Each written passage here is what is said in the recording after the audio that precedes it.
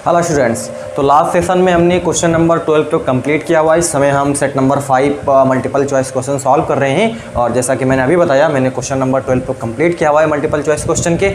आज का जो सेशन होगा वो क्वेश्चन नंबर 13 से हम स्टार्ट करने वाले हैं। तो लेट्स स्टार्ट द वीडियो। तो देखते हैं, क्वेश्चन है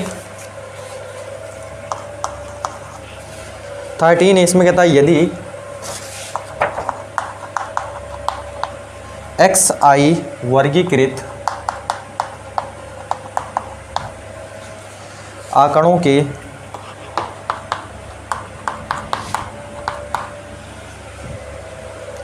वर्ग अंतरालों के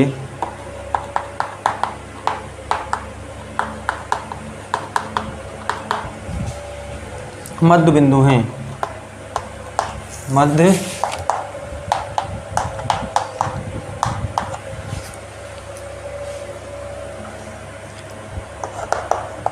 fi इनकी संगत बारंबारताएं हैं,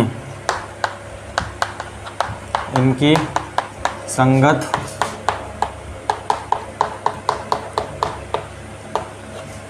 बारंबारताएं हैं तथा x बार क्या है, माध्य है। तो सिग्मा, इसको क्या बोलते हैं हम, सिग्मा बोलते हैं, ठीक है। और ब्रैकेट में है आपके पास fi xi माइनस x बार, है ना, बराबर है। मतलब ये है कि आपको इसमें ये चीज़ क्या करनी है, फाइंड आउट करनी है, ठीक है। क्वेश्चन में आपको क्या निकालना है, ये चीज़ आपको सिग्मा ब्रैकेट में fi xi माइनस का x बार या माध्य x, इसको ऐसे आपको क्या करना है, ये चीज़ आपको यहाँ पे फाइंड आउट करनी है। तो क्वेश्चन में हम क्या कर सकते हैं, आपको मालूम है कि जो माध्य होता है ना, माध्य क्या है, माध्य x है ना, ये क्या होता है, बराबर है, जो माध्य निकालने का तरीका होता है वो क्या होता है, योग बटे संख्या। मतलब जितने भी प्रेक्षण होंगे, प्रेक्षणों का आपको योग लिखना होता है, बटे आपको प्रेक्षणों की संख्या लिख देनी होती है। ये माध्य निकालने का तरीका होता है, यानी कि प्रेक्षणों का योग बटे प्रेक्षणों की संख्या। जितने भी प्रेक्षण दिए हुए हैं उन सारे प्रेक्षणों को आपको ऐड करना है, और जो जितने भी प्रेक्षण दिए हुए हैं उन प्रेक्षण की संख्या आपको क्या कर देनी है, नीचे लिख देनी है आपको, ठीक है। डिवाइड कर देना है, प्रेक्षणों के योग को प्रेक्षणों की संख्या से आपको डिवाइड करना रहेगा। तो यहाँ पे क्या करते हैं हम, देखिए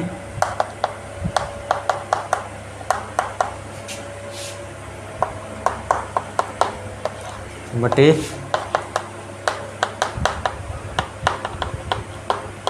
प्रेक्षणों की संख्या। तो प्रेक्षणों का योग का मतलब क्या है, इसको है आपके पास f1 x1 plus f2 x2 plus f3 x3 plus dot dot plus fn xn। ये आपके पास प्रेक्षण है, इनका आपको क्या कर दिया हमने, योग कर दिया है, ठीक है। ये चीज प्रेक्षणों की संख्या मतलब f1 plus f2 plus f3 plus dot dot plus fn, ये चीज़ है आपके पास, ठीक है।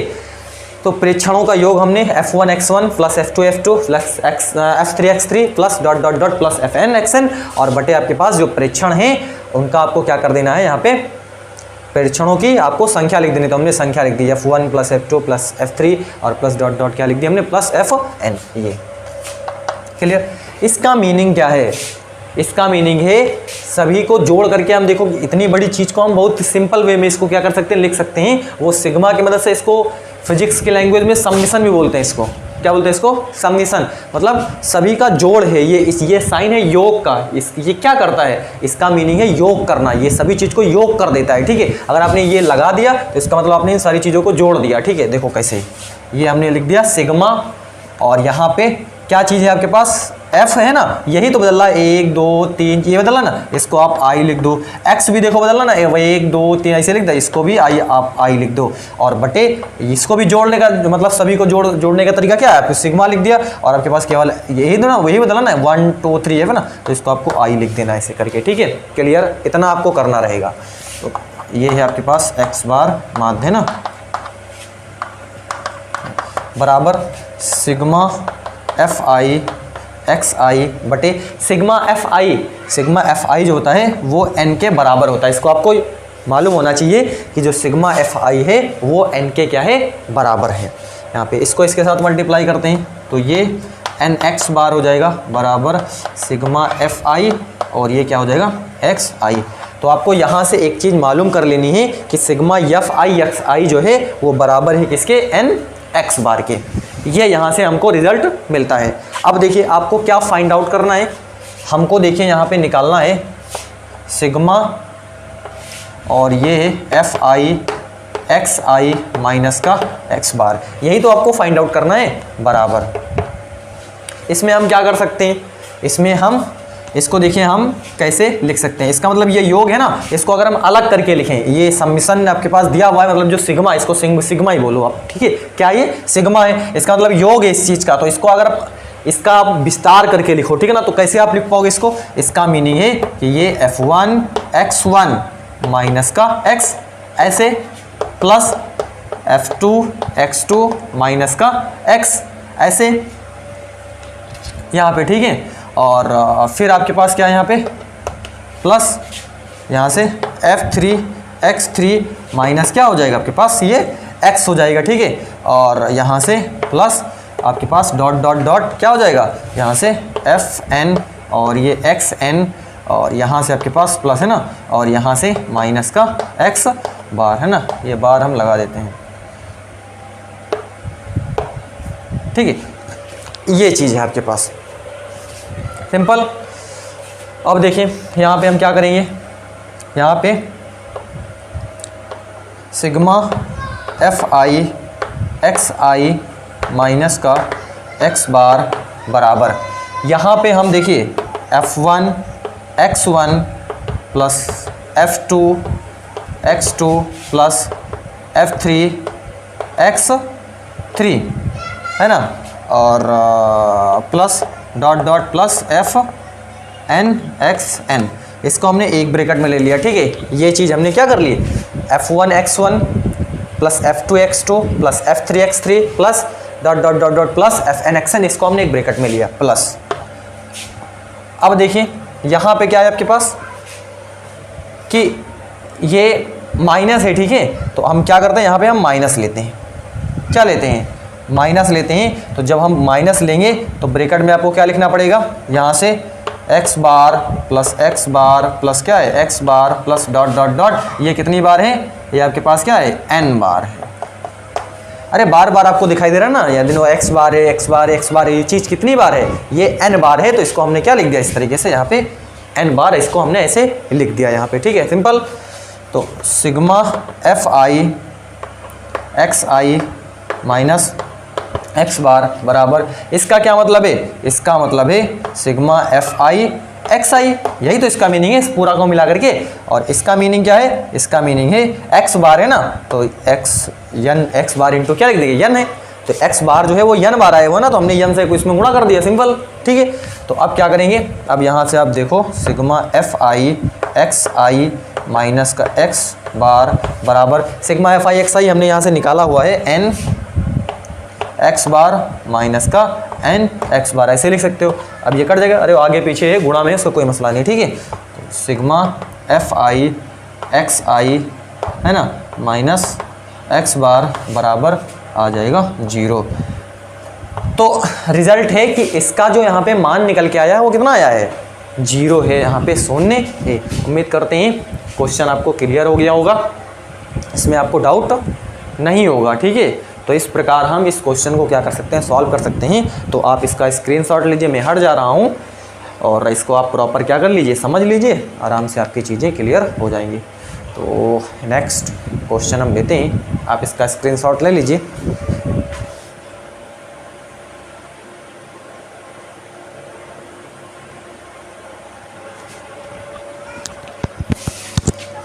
चलिए अगला हम क्वेश्चन लेते हैं, इरेज कर रहा हूँ मैं इसको।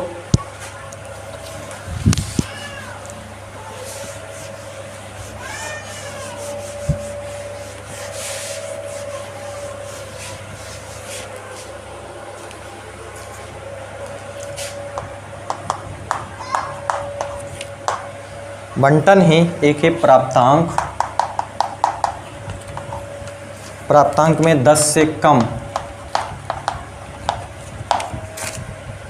20 से कम, 30 से कम, फिर 40 से कम, 50 से कम, 60 से कम, ये चीज़ है। फिर विद्यार्थियों की संख्या क्या दे रखी है, विद्यार्थियों की संख्या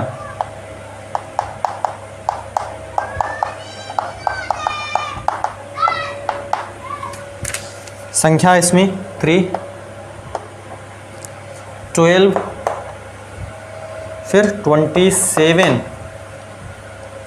फिर 57 और फिर 75 और फिर 80, ये है आपको यहाँ पे दे रखा है। क्वेश्चन में आपको बोला हुआ है बहुलक वर्ग आपको क्या करना है, इसमें फाइंड आउट करना है। तो बहुलक वर्ग का मतलब क्या है, बहुलक वर्ग का मीनिंग क्या है, बहुलक वर्ग का मीनिंग है आपको बहुलक वर्ग कहाँ से मिलेगा, बहुलक वर्ग आपको मिलेगा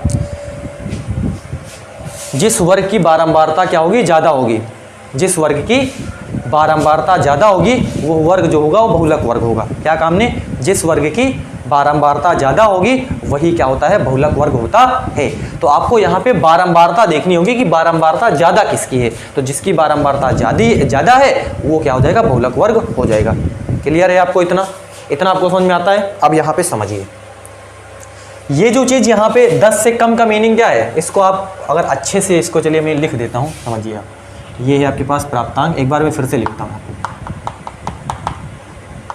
प्राप्तांक। प्राप्तांक को मतलब क्या है, 10 से कम, तो 10 से कम मतलब क्या है, 0 से 10 ऐसे है ना, 10 से कम, फिर 20 से कम मतलब 10 से 20, फिर 20 से 30, 30 से 40, 40 से 50 और 50 से 60, यही तो इसका अर्थ हुआ। 10 से कम मतलब 0 से 10, 20 से कम मतलब 10 से 20 और 30 से कम मतलब क्या, 20 से 30, फिर 30 से 40, फिर 40 से 50 और 50 से 60। विद्यार्थियों की संख्या, इसमें कुछ देखो, आपको कुछ नज़र आ रहा है, देखो 3 के बाद कितना हुआ, 12 मतलब कितना जुड़ा, 9, 9 के बाद ये फिर कितना हो गया, 27, तो इसमें कितना जुड़ा, 9, 11, 11 7 आपके पास कितना हो जाएगा। चलिए अगर हम यहाँ से देखेंगे तो ये आपके पास बीच में कितना है, 9, ठीक है, यहाँ पे कितना हो गया, 9 हो गया। और यहाँ पे जब आप देखोगे तो 7 में से 2 गया, आपके पास कितना बचा, 5, और 2 में से 1 गया, कितना बचा, 1 बचा, ये आपके पास 15 हो गया। यहाँ से आप देखोगे तो आपको क्या दिखाई देगा, ये आपके पास कितना हो गया, 0 हो गया, और 5 में से 2 गया, कितना हो गया, 3 हो गया। तो यहाँ पे कुछ ऐसा सिस्टम बना चला आ रहा है जिसमें देखो 3 में 9 में 3 जोड़ दिया, कितना हो गया, 12 हो गया, ठीक है, और 12 हो गया। और यहाँ पे कितना है, 15 है, 15 में 9 जोड़ दिया तो 15 में यहाँ पे कितना है, टोटल 12 है, तो हमने 12 जोड़ कितना हो गया, 27 हो गया, ठीक है। अब 27 है यहाँ पे, अब देखो यहाँ पर कितना है, 30 है, 30 में हमने 27 जोड़ा तो कितना हो गया, 57 है। तो ये जो चीज़ यहाँ पे दी हुई है, इसमें आपको कुछ क्रम नज़र आ रहा है, कुछ क्या नज़र आ रहा है, कुछ क्रम नज़र आ रहा है। इसका मीनिंग है कि ये CF दिया हुआ है, क्या दिया हुआ है, ये CF है, मतलब क्या, संचयी बारंबारता है, या क्या दे रखी है, ये संचयी बारंबारता यहाँ पे दे रखी है। मतलब आप देख रहे हो यहाँ से, तो इसमें 9 में 3 जोड़ा 12, और यहाँ पे आप देख रहे हो कि 15 में 12 हमने जोड़ा तो कितना हो गया, 27, 27 में जब हमने 30 जोड़ा तो कितना हो गया, 57। तो इस तरीके से ये यहाँ पे कुछ बनता चला रहा है, ठीक है। और अगर हम यहाँ पर भी आपको अगर दिखा दें तो यहाँ से आपके पास 15 में से 7 चला जाएगा, 8 7 कितना हो जाएगा, 15 हो जाएगा। और यहाँ से 6 में से 5 के पास कितना आ गया, 1 आ गया। तो यहाँ पे जब आप जोड़ोगे 18 में आप कितना जोड़ दोगे, 57, तो 8 7 कितना हो जाएगा, 15, और 5 1 6 1 7 75 हो जाएगा। तो यहाँ पे कितना आ गया, 18। तो कुछ सीक्वेंस आपको यहाँ पे नजर आ रहा है। तो ओवरऑल अगर आपको से कम अगर इस तरीके से कुछ देता है तो ये जो चीज़ आपको दे रखी है यहाँ पे, ये जो चीज़ आपको क्या दे रखी है यहाँ पे, आपको ये संचयी बारंबारता दे रखी है। लेकिन हमने बात करी है बारंबारता की, मतलब जिस वर्ग की बारंबारता ज़्यादा होगी वही वर्ग बहुलक वर्ग होगा। तो आपको बारंबारता यहाँ पे निकालना है। तो बारंबारता कैसे आप पता कर सकते हो?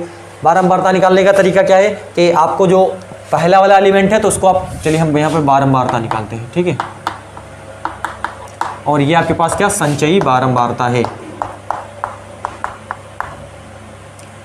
क्या संचयी बारंबारता। तो ये आपके पास लिखी हुई है 3 है, 12 है, फिर 27, फिर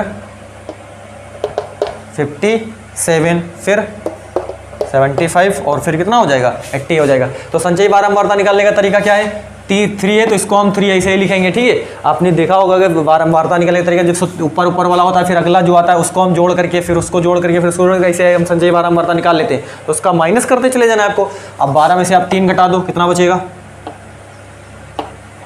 9 बचेगा, बचेगा ना, 9 बचेगा। अब 9 3 12 हो जाएगा। अब यहाँ से 27 में से आप 12 घटा दो तो 7 में से 2 गया, आपके पास कितना बचा? 2 में से 1 गया, कितना बचा आपके पास? 1 बच गया, ठीक है। अब यहाँ से घटा दो आपके पास तो कितना बच गया? आपके पास 0 हो गया और यहाँ पे आपके पास कितना हो गया? 3 हो गया, ये हो गया। यहाँ से आप कर दो, 15 में से 7 चला जाएगा, 8 7 15 हो जाएगा, 6 में से 5 गया, 1 बच गया, ये हो गया। यहाँ से आप घटा दो तो आपके पास कितना हो जाएगा? यहाँ से आपके पास हो जाएगा कि 5 हो जाएगा आपके पास, ठीक है ना। अरे 85 माइनस 80 माइनस कितना हो जाएगा? 75, तो आपके पास कितना आ जाएगा? 5 आ जाएगा, ठीक है। तो ये आपके पास 5 आ गया। अब देखिए यहाँ पे बारंबारता किसकी ज़्यादा है, बताइए। बारंबारता ज़्यादा है आपके पास, ये बारंबारता किसकी ज़्यादा है? इस चीज़ की, ठीक है। तो इसकी बारंबारता ज़्यादा है तो इसके सामने बताइए वर्ग कौन सा है? तो इसके सामने वर्ग है आपके पास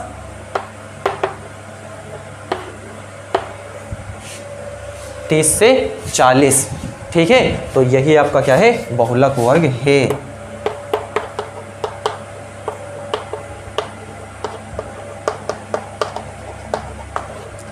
अगर ये बात अगर आपको क्लियर हो गई है तो बताइए, कोई डाउट इसमें? नो डाउट, कोई डाउट रहना नहीं चाहिए यहाँ पे। तो ऐसे इसको हम सॉल्व कर सकते हैं। उम्मीद करते हैं क्लियर हो गया होगा, इसमें आपको किसी प्रकार का कोई डाउट नहीं होगा। अब हम बढ़ते हैं नेक्स्ट क्वेश्चन की तरफ। स्क्रीनशॉट ले लीजिए आप।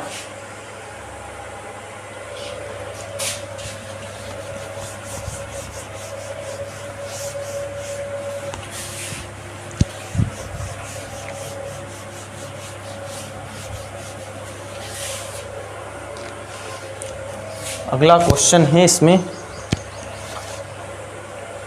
कि किसी प्रयोग की सभी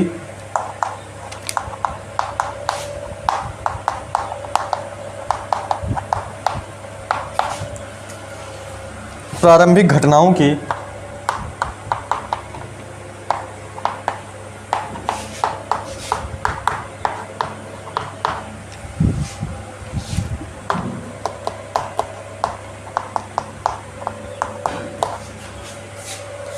का योग होता है।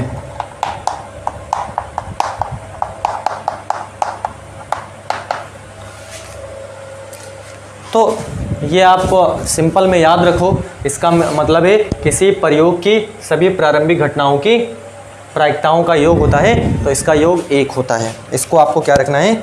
सीधे आपको याद रखना है। तो इसमें ज़्यादा कुछ आपको नहीं करना है, इसको आपको सीधे याद रखना है। किसी प्रयोग की सभी प्रारंभिक घटनाओं की प्रायिकताओं का योग जो होता है वो 1 होता है। इसको आप याद रखो, बस ये इसमें आप इतना कर सकते हो।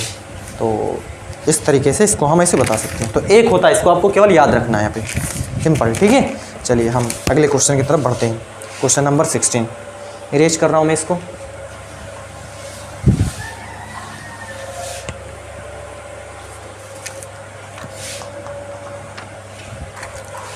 कहता है समीकरण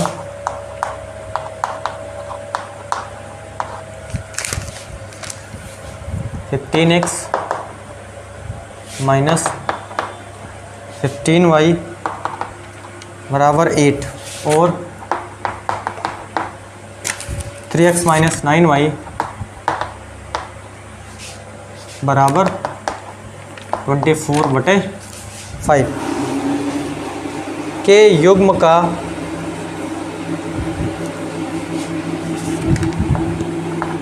कि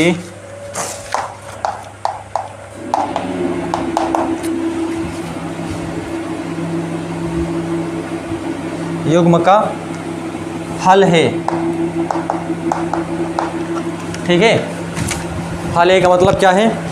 एक हल है, दो हल है, अपरिमित रूप से अनेक हल हैं, कोई हल नहीं है। ठीक है, ये आपको क्या करना है यहाँ पे बताना है। तो चेक कर लेते हैं हम क्या है क्या नहीं है, कैसे क्या है। चलिए देखिए यहाँ पे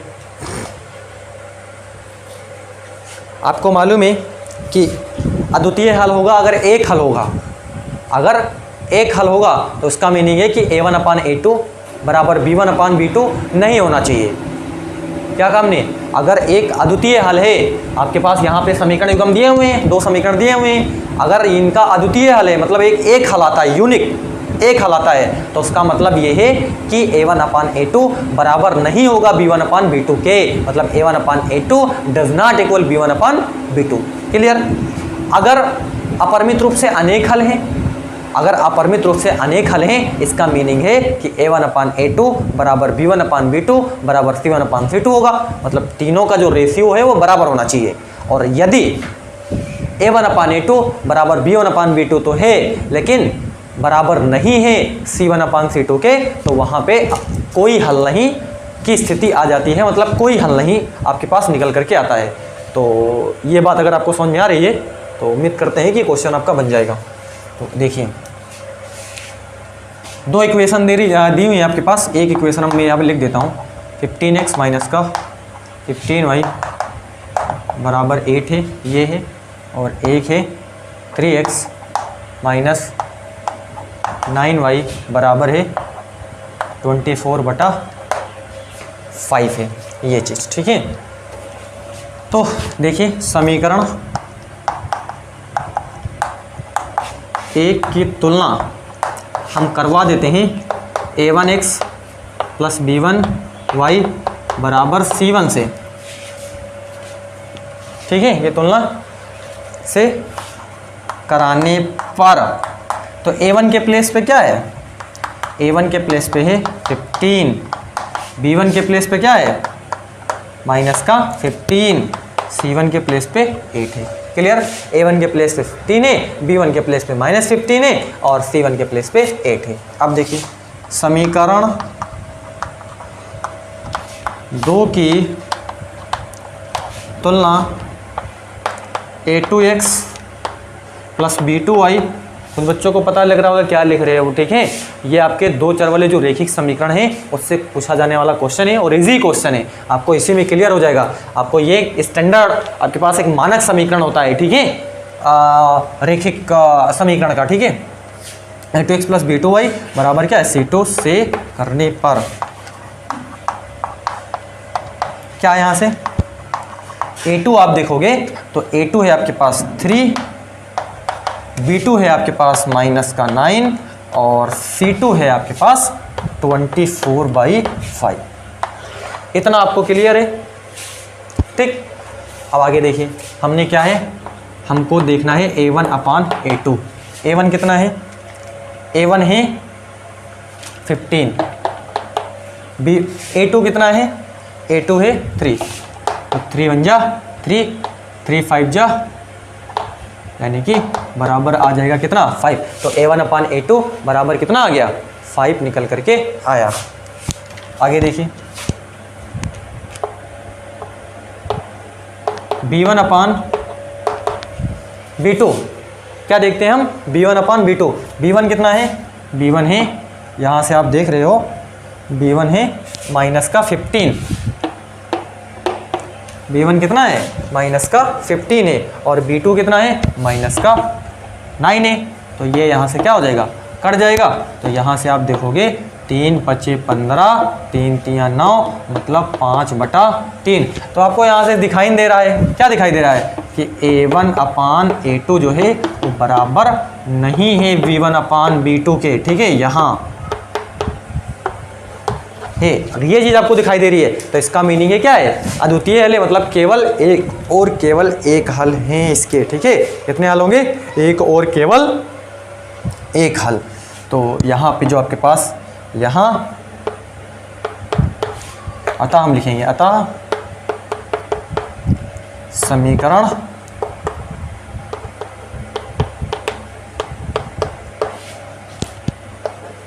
का अद्वितीय हल होगा।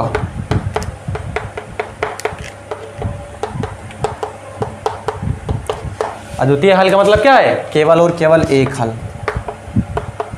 केवल और केवल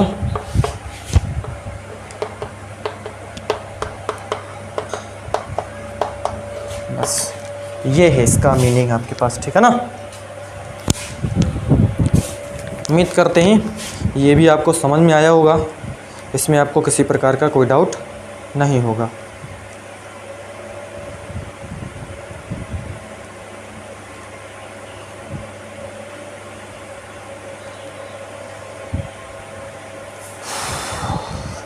चलिए आप इसका स्क्रीनशॉट ले लीजिए। तो ये कौन क्या है?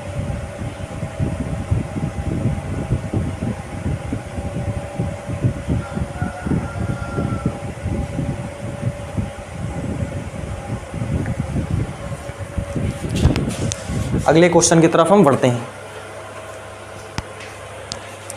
और अगला क्वेश्चन जो है ये रिपीटेड, अब तक हमने जितने भी सेट, हमने 5 सेट यहाँ पे सॉल्व करे हुए हैं। 5 सेट में ये क्वेश्चन हर एक सेट में आया हुआ है, तो आप वो समझ सकते हो कि कितना इम्पोर्टेंट क्वेश्चन है। और यहाँ तक कि 2022-23 की परीक्षा, जो बोर्ड परीक्षा आपकी हुई है, उसमें ये क्वेश्चन आया हुआ है। और मैंने बार बार बच्चों को बताया हुआ है कि ये, क्योंकि मैं इसको हल कराते कराते थक गया, ठीक है ना, ये बार बार रिपीट हो रहा था, तो एकदम से आए, पेपर में आ भी गया, ठीक है ना, same as it is question पूरा पेपर। यहाँ पे जितने भी हमने अनसॉल्व सॉल्व करे हैं, इसमें मल्टीपल चॉइस क्वेश्चन कम से कम 12 से 14 क्वेश्चन आपके इस एसेट से ही आगे थे, सेम क्वेश्चन। तो ये है, मतलब इसमें यह बार बार पूछा जा रहा है, तो जहाँ समझ सकते हो कि इसके पीछे कुछ ना कुछ है राज। तो ये पेपर में पूछा भी गया इस बार के पेपर में भी आया भाई। तो हर सेट में ये हमको मिला है, इस सेट में भी मिल गया हमको ये।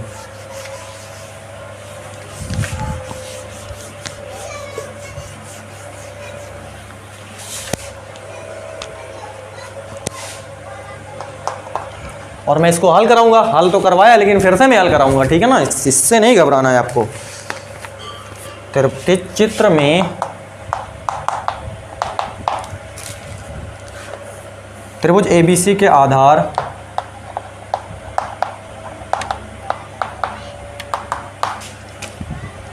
BC के समांतर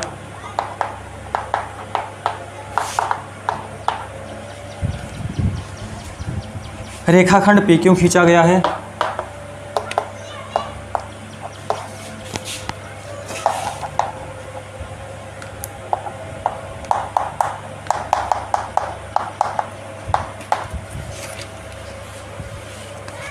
यदि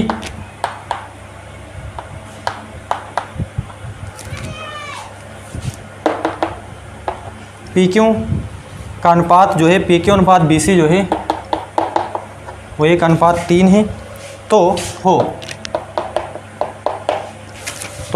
AP और PB का अनुपात होगा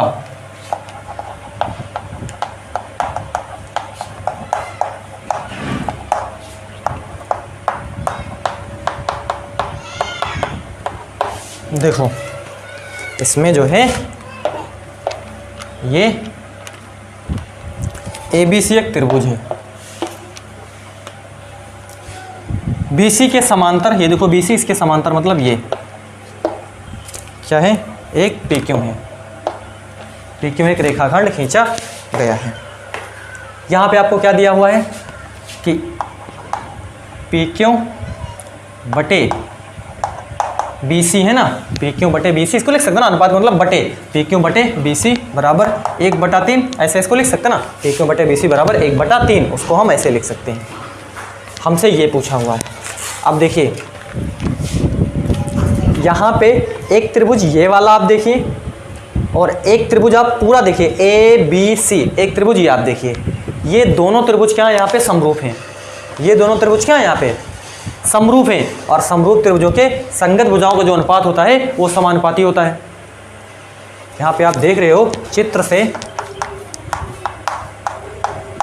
चित्र से स्पष्ट है कि ए पी क्यू त्रिभुज ए पी क्यू ये समरूप है त्रिभुज ए बी सी के।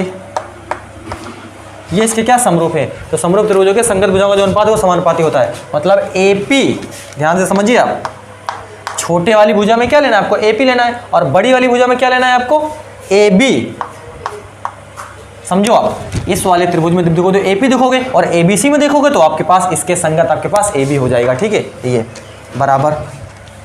वहाँ पे देखिए आपको ये दे रखा है ना, बाकी और हमको इससे नहीं मतलब है कि ए क्यू ले लें बटे ए सी ले लें, हमको तो ये दे रखा है, हम ए पी क्यू लेते हैं बराबर पी क्यू, और बटे आप क्या लेना है, यानी कि ए बी सी वाले में आपको बी सी ले लेना है। सिंपल।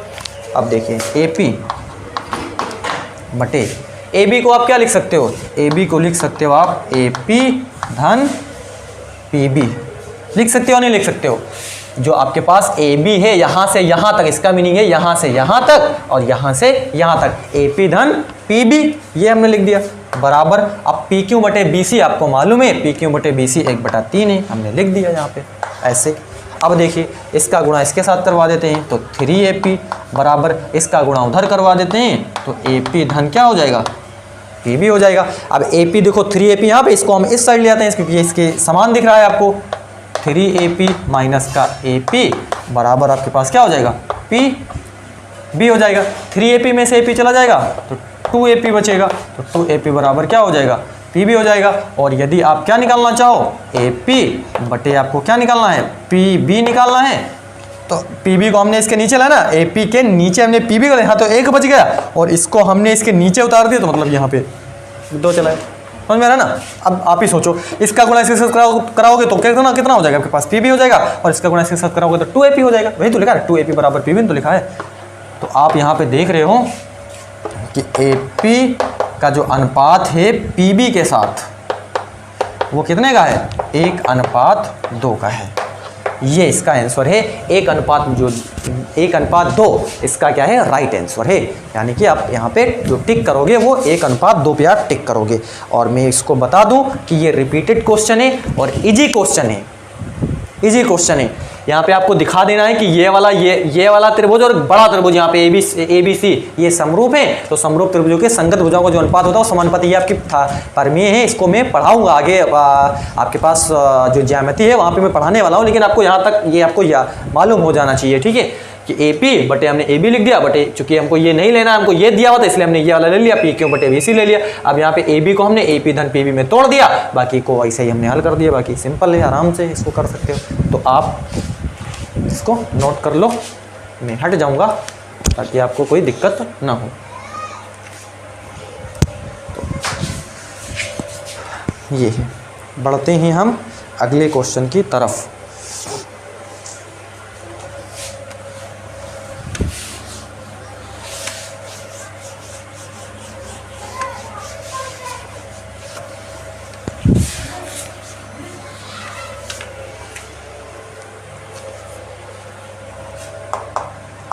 देखिए, शांत दशमलव संख्या में व्यक्त हो सकने वाली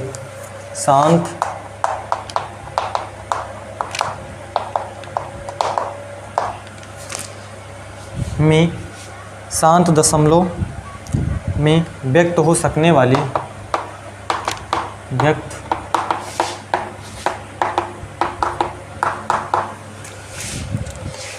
परमेय संख्या होगी।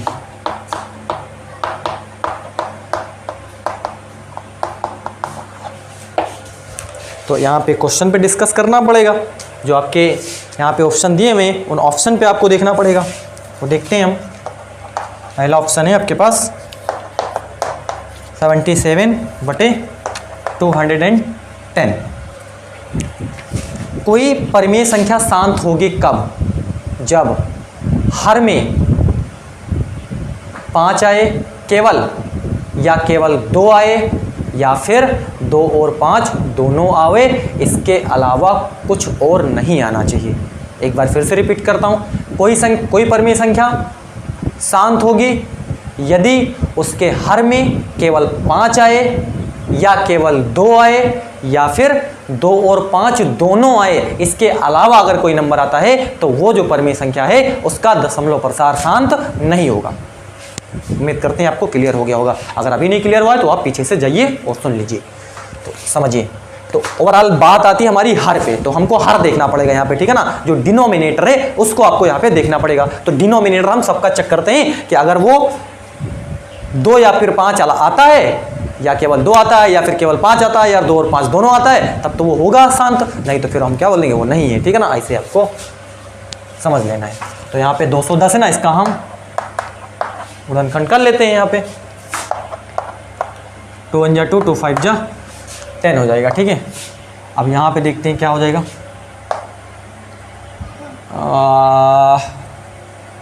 5 1 6 3 से कट जाएगा, ठीक ना। 3 3 9, 3 3 9 और 1 आ जाएगा 3 5 15। तो यहाँ से आप कितना बचेगा, 5 7 35 और 7 का नाम 7। तो आप देखिए यहाँ पे 77 बटे कितना है, 2 गुणे 3 गुणे 5 गुणे कितना है, 7 है। 3 दूनी 6 6 5 36 7 3 21 210। 3 दूनी 6 6 5 36 7 3 21 210। तो देखो यहाँ पे देखिए 2 आ रहा है, 5 आ रहा है, इसके अलावा 3 आ रहा है, 7 आ रहा है, तो नहीं होगा, शांत नहीं होगा। सिंपल सीधा सामने बता दिया। 2 आएगा या 5 आएगा, या 2 और 5 दोनों आए, इसलिए इसके अलावा कुछ नहीं आना चाहिए। तो इसके अलावा यहाँ पे देखो 3 आ रहा है, 7 आ रहा है, तो ये तो दशमलव प्रसार, ये क्या है, शांत दशमलव प्रसार, यानी कि शांत दशमलव संख्या में व्यक्त हो जाने वाली परिमेय संख्या होगी। तो ये तो परिमेय संख्या नहीं होगी। पहला तो क्लियर हो गया। दूसरे ऑप्शन की तरफ बढ़ते हैं। 129 बटे 2 7 गुणे आपके पास 7 2 जा कितना है, ओह 7 की पावर कितनी है, 5 है। 7 की पावर कितना है, यहाँ पे 5 है। यहाँ पे 4। अगर हम यहाँ पे इसको देखें, यहाँ पे आपको दिख रहा है कि इसको अगर हम थोड़ा सा सॉल्व भी करें, या अगर इसको हम मतलब 7 जो है वो कितनी बार है, यहाँ पे 5 बार लिखा हुआ है, ठीक है। तो इसको अगर हम यहाँ पे 1 2 9 है, इसको थोड़ा सा अगर हम सॉल्व करके देख लें, एक मिनट।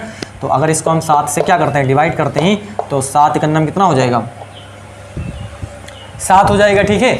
और फिर आपके पास कितना हो जाएगा, 5 बच जाएगा ना।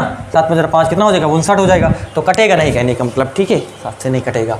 तो अब आप देख रहे हो कि यहाँ पे देखिए 2 आ रहा है, ठीक बात है, 5 आ रहा है, ठीक बात है, लेकिन इसके अलावा आपके पास 7 आ जा रहा है, तो इसका मतलब ये गलत हो गया। तो हर जो है वो आपके पास 2 और 5 के अलावा एक दूसरा नंबर आ रहा है, तो इसलिए ये भी जो है वो शांत परिमेय संख्या के रूप में व्यक्त नहीं कर सकते इसको, ठीक है ना। तो ये भी इसको हम परिमेय संख्या के रूप में, मतलब शांत दशमलव प्रसार में व्यक्त हो जाने वाली परिमेय संख्या के रूप में इसको हम नहीं व्यक्त कर सकते।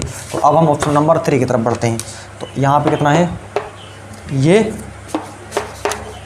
ये दिया हुआ है, इसका हर हम पता करते हैं। तो 5 2 7 है ना, 5 2 7 1 8 और 8 3 कितना हो जाएगा, 11 यहाँ पे हो जाएगा। तो अब हम यहाँ पे देखते हैं कि क्या हो जाता है।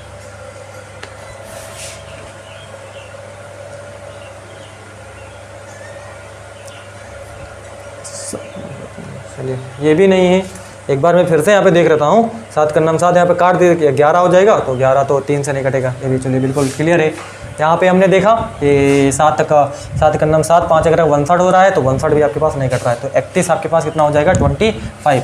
तो अब देखते हैं यहाँ पे ये कितने से कटेगा, 5 2 7 1 8 8 3 11, 5 से काट देते हैं, इसको देखते हैं 5, तो 5 छंग कितना हो जाएगा, 30 हो जाएगा, ठीक है। 1 आ जाएगा, 12 हो जाएगा, 5 दूनी 10, 5 25 25। क्लियर आपको कि नहीं, 5 छंग 30 हो जाएगा, ठीक है। और 1 आ गया, 12 हो गया, 5 दूनी 10 और 2 आ गया, 5 5 25।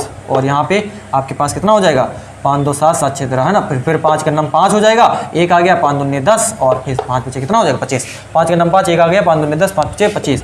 फिर 5 दूनी 10 हो जाएगा, 5 25 कितना हो जाएगा, 25 और ये 5 5 25 और 5 का नाम कितना आ जाएगा, 5 है ना। 5 5 25 25 25 125 125 25 625 और 625 गुणे आपके पास 5, 5 5 25, 5 दूनी 10 और 5 दूनी 10, 10 2 कितना हो जाएगा, 12, 5 का नाम 5 छंग 30 कितना हो जाएगा, 31 31 25। बिल्कुल क्लियर है।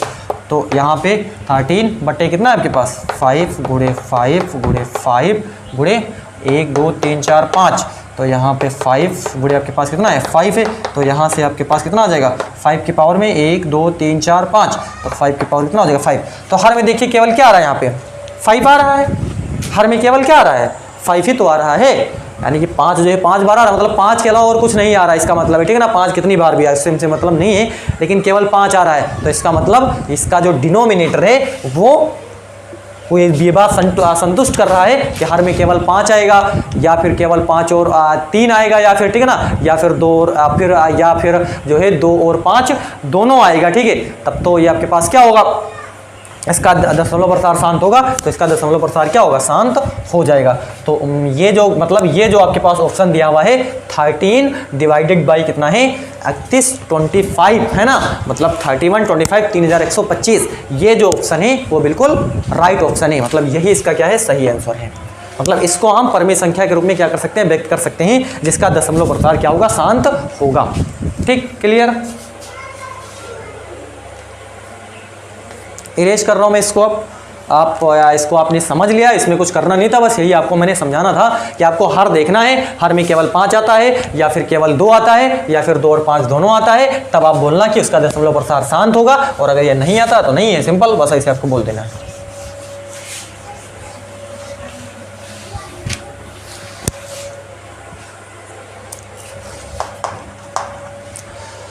एक द्विघात समीकरण के मूलों के योगफल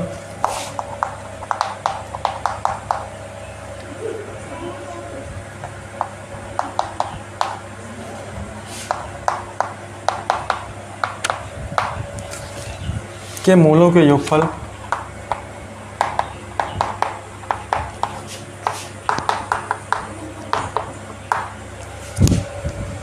तथा गुणनफल क्रमशः तथा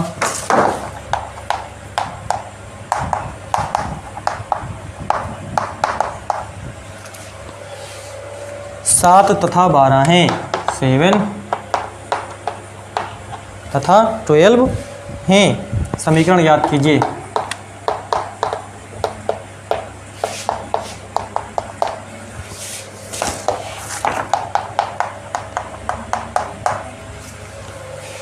चलो देखो, क्रमशः दिया है, पहले है मूलों का योग, आपको मूलों का योग आपको दे रखा है 7, यही तो है ना। फिर मूलों का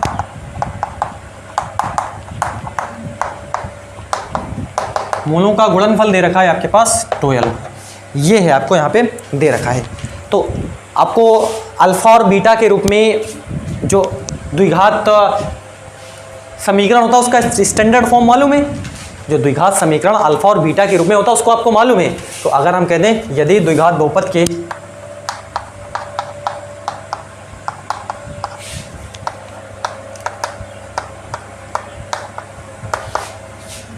पद के शून्यक, या फिर इसी को हम मूल बोलते हैं, शून्यक बोलो या मूल बोलो, के शून्यक अल्फा व बीटा हैं, तो द्विघात समीकरण क्या होगा, x square minus alpha plus beta x plus alpha into beta बराबर 0। ये आपके पास द्विघात समीकरण का फार्मूला होता है अल्फा और बीटा के फॉर्म में। अल्फा प्लस बीटा मूलों का योग है और अल्फा इंटू बीटा मूलों का, ये मूल है, मतलब अल्फा और बीटा क्या मूल है, या फिर शून्यक बोलो, शून्यक या मूल सेम है, इसमें नहीं उलझना आपको, शून्यक बोलो या मूल बोलो, या शून्यक मूल लिख लो, कोई मसला नहीं, ठीक है। अल्फा प्लस बीटा मतलब ये मूलों का योग है, योग है ना, मूलों का योग, और ये मूलों का गुणनफल अल्फा इंटू बीटा। अब ये सिंपल आपको दे ही रखा है, बस इसको आपको याद रखना है कि अल्फा और बीटा के रूप में जो द्विघात समीकरण होता है उसका स्टैंडर्ड फॉर्म ये होता है। तो ये है x square minus alpha plus beta क्या है, मतलब मूलों का योग 7 है, तो ये आपके पास x है तो हम x लिख देते हैं, प्लस अल्फा इंटू बीटा क्या है, मूलों का गुणनफल है, तो मूलों का गुणनफल कितना है 12 है। तो ये आपके पास द्विघात समीकरण बन गया, बस सिंपल है, बराबर आपके पास क्या है 0 है। तो ये आपके पास द्विघात समीकरण हमने यहाँ पे क्या कर दिया, बना दिया। यही समीकरण आपको क्या करनी थी, बनानी थी। तो एक्स स्क्वायर माइनस का 7x और प्लस का क्या है 12 है। तो ये जो अगर ऑप्शन में जो दिया हुआ है वो ऑप्शन आपका बिल्कुल क्लियर है। उम्मीद करते हैं तो सिंपल था, ठीक है। मूलों का योग दे रखा था, मूलों का गुणनफल दे रखा था, आपको द्विघात समीकरण का फार्मूला स्टैंडर्ड आना चाहिए अल्फा और बीटा के रूप में, मतलब मूलों के गुणनफल और मूलों के योगफल के रूप में, ठीक है। तो यक्स हमें मालूम है x² माइनस का alpha plus beta x plus alpha into beta बराबर कितना होता है 0 होता है। ये आपका स्टैंडर्ड फॉर्म होता है। हमने यहाँ पे क्या कर दिया, पुट कर दिया, बस हो गया। चलिए आगे हम इस सेट के जो मल्टीपल चॉइस क्वेश्चन थे उसका ये लास्ट क्वेश्चन है। तो आज के बाद जो है ये हम आज का समापन हो जाएगा, कहने का मतलब आज हम ये मल्टीपल चॉइस क्वेश्चन जो है हम सारे यहाँ पे सॉल्व कर लेंगे। 1 बाय 1 हमने सारे क्वेश्चन सॉल्व करे हुए हैं, बस आपको इनकी प्रैक्टिस करनी है। कई क्वेश्चन कॉम्प्लिकेटेड हो सकते हैं, बीच में आपको मिले होंगे जहाँ पर आपको दिक्कतें आई होंगी, लेकिन उनको आप कंटिन्यू करोगे फिर से तो वो ईजी हो जाएंगे। तो यहाँ पे अगला है बहुपद, आपको दे रखा है बहुपद है x² माइनस 2x3 के शून्यक होंगे, ठीक है। ये क्वेश्चन तो आप बहुत लंबे समय से पढ़ते चले आ रहे हो, ठीक है, लेकिन चलिए मैं फिर भी इसको सॉल्व कराता हूँ। इसके शून्यक निकालने हैं तो सबसे पहले बहुपद है तो इसको हम मान लेते हैं कि p of polynomial of x, मतलब x जो है वो चर है इसमें, देखो x ये चर है, p का मतलब पॉलिनोमियल बहुपद है, बहुपद है ही है। तो x² माइनस का 2x माइनस का 3। अब इसको सॉल्व करना है, इसका मतलब है यहाँ पे एक x² है, मतलब 1x² है, तो आपको 3 को यहाँ से 1 3 का नंबर 3, मतलब आपको दो नंबर ऐसे खोजने हैं जिनको गुणा करो तो 3 आ जाए, और घटाने पर उन दोनों नंबर को एक दूसरे से घटाने पर आपको पास कितना आना चाहिए 2 आना चाहिए। तो 3 का नंबर 3 होता है और 3 में से 1 जाएगा तो 2 बचेगा, सिंपल है। तो देखो बस इसमें आपको कुछ करना नहीं है, x² माइनस यहाँ पे आपके पास 3 माइनस क्या हो जाएगा 1x माइनस का 3, ये हो जाएगा आपके पास, ठीक है। तो इसको हम p ऑफ x लिखते चलते हैं यहाँ पे। तो ये x² माइनस 3x प्लस क्या हो जाएगा x हो जाएगा माइनस का 3। तो p ऑफ x बराबर x² माइनस क्या हो जाएगा 3x और प्लस का x माइनस 3। तो p ऑफ x बराबर x कॉमन कर लेंगे तो x माइनस क्या हो जाएगा 3 हो जाएगा, प्लस 1 कॉमन कर लेंगे तो x माइनस 3 हो जाएगा। तो p ऑफ x बराबर x प्लस 1 हो जाएगा और ये x माइनस 3 हो जाएगा। तो p ऑफ x बराबर यहाँ से आपके पास ये निकल के आया, ठीक है। अब हमको क्या निकालना है, शून्यक निकालने हैं। तो शून्यक है तो हम क्या करते हैं, शून्यक है तो हम p ऑफ x बराबर 0 रख देते हैं, तो आपको 0 रखना पड़ेगा, ठीक है। तो यहाँ पे आपको शून्यक मालूम करने हैं, तो शून्यक है तो आपको p ऑफ x बराबर 0 पुट करना पड़ेगा, ठीक है।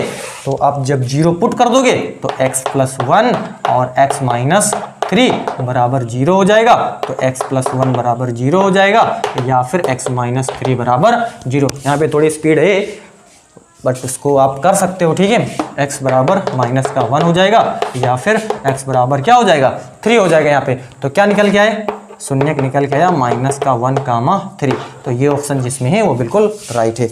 तो माइनस का 1 और जो है 3, माइनस का 1 और 3, तो माइनस का 1 और 3 आपके पास ऑप्शन नंबर 3 है इसमें, ठीक है। जो आपके पास सेट है ऑप्शन नंबर 3 है, तो वही इसका बिल्कुल क्या है राइट आंसर है। एक बार मैं फिर से देखो यहाँ पे रिपीट कर दे रहा हूँ, आपको गुणा करना है, दो नंबर ऐसे आपको यहाँ पे चॉइस करने हैं जिनको गुणा करो तो 3 आ जाए, घटाने पे आपके पास 2 आना चाहिए। तो हमने 3 का नंबर 3 होता है, 3 में से 1 जाएगा 2 बचेगा, जैसे हमने इसको ऐसे लिख दिया, ठीक है। साइन चेंज कर दिया, प्लस का कर दिया, जैसे ब्रैकेट खोल दिया, ठीक है। इसको हमने एक ब्रैकेट में ले लिया, इसको एक ब्रैकेट में ले लिया, x कॉमन कर लिया, x माइनस 3, यहाँ पे 1 कॉमन कर लिया, x माइनस 3, मतलब ये और ये आपको बराबर दिखाना, इसलिए हमने यहाँ पे 1 कॉमन करा, यहाँ पे हमने x कॉमन करा, तो x प्लस 1 आ जाएगा, x प्लस 1 और x माइनस 3 आपके पास ब्रैकेट में हाई है। शून्यक हेतु हमने बराबर 0 रख दिया, x प्लस 1 और x माइनस 3 बराबर 0, तो x प्लस 1 बराबर 0 या x माइनस 3 बराबर 0, तो x बराबर आपके पास कितना हो जाएगा माइनस का 1 हो जाएगा, या फिर x बराबर कितना हो जाएगा 3 हो जाएगा। तो शून्यक जो होंगे वो x बराबर माइनस का 1 और 3 आपके पास हो जाएगा, क्लियर। तो इस तरीके से हमने सेट नंबर 5 के मल्टीपल चॉइस क्वेश्चन सॉल्व करे हुए हैं। अब जो अगला सेशन आएगा वो सेशन हम स्टार्ट करेंगे यहाँ पे इसके वर्णनात्मक जो प्रश्न है, ठीक है, जो आपके पास थ्योरेटिकल क्वेश्चन है उसको यहाँ पे हम सॉल्व करने वाले हैं। तो आप तब तक इनकी आपको प्रैक्टिस करिए, मिलते हैं नेक्स्ट सेशन में। Thank you for watching me.